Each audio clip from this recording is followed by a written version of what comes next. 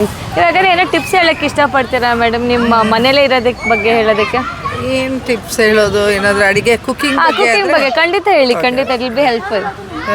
Cooking ಅಂದರೆ ಚಪಾತಿ ಮಾಡಿದ್ರೆ okay, ಅದಕ್ಕೆ ಹಾಲು ಹಾಕಿ ಕಲಿಸಿದ್ರೆ ತುಂಬ ಸಾಫ್ಟಾಗಿ ಬರುತ್ತೆ ಚಪಾತಿ, ಚೆನ್ನಾಗಿ ಟೇಸ್ಟಿಯಾಗಿ ಇರುತ್ತೆ. ಸೊ ತುಂಬ ಜನಕ್ಕೆ ಗೊತ್ತಿಲ್ಲದಿರೋರು ನೋಡಿ ಈ ಟಿಪ್ಸ್ನ ಯೂಸ್ ಮಾಡ್ಬೋದು. ಚಪಾತಿ ಹಿಟ್ಟಿಗೆ ಹಾಲಾಗಿ ಕಲಿಸಿದ್ರೆ ತುಂಬ ಸಾಫ್ಟಾಗಿ ಬರುತ್ತೆ ಅಂತ. ಮತ್ತೆ ಟೇಸ್ಟಿಯಾಗಿರುತ್ತೆ. Okay, very nice, thank you ma'am. ನಮ್ಮ ಚಾನಲಿಂದ ನಿಮ್ಗೆ ಸ್ಮಾಲ್ ಗಿಫ್ಟ್ ಇದೆ. ಓಕೆ,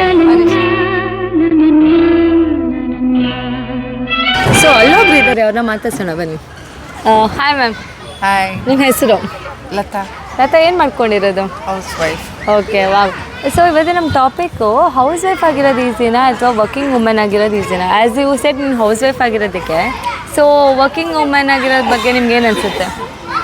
ವರ್ಕಿಂಗ್ ವುಮೆನ್ಸ್ ಅದೇ ಒಳ್ಳೇದು ಅನಿಸುತ್ತೆ. ಮನೆಯಲ್ಲಿ ವರ್ಕ್ ಮಾಡೋಕ್ಕಿಂತ ಅದೇ ಒಳ್ಳೇದು ಅನಿಸುತ್ತೆ. ವರ್ಕ್ ಮಾಡಿ ಬೇಗ ವರ್ಕ್ ಮಾಡೋಕ್ಕೋಸ್ಕರ ಮನೇಲಿ ಬೇಗ ಬೇಗ ಕೆಲಸ ಮುಗಿಸಿ ವರ್ಕಿಂಗ್ ಹೋಗ್ಬೋದು. ಆವಾಗ ಇಲ್ಲೂ ಆಗುತ್ತೆ, ಅಲ್ಲೂ ಆಗುತ್ತೆ.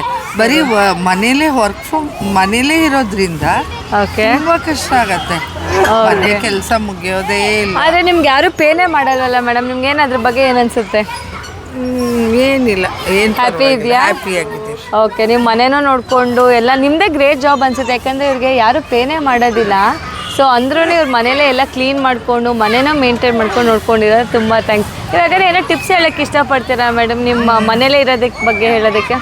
ಏನು ಟಿಪ್ಸ್ ಹೇಳೋದು, ಏನಾದರೂ ಅಡುಗೆ ಕುಕಿಂಗ್ ಬಗ್ಗೆ ಖಂಡಿತ ಹೇಳಿ, ಖಂಡಿತ ಇಟ್ ವಿಲ್ ಬಿ ಹೆಲ್ಪ್ಫುಲ್.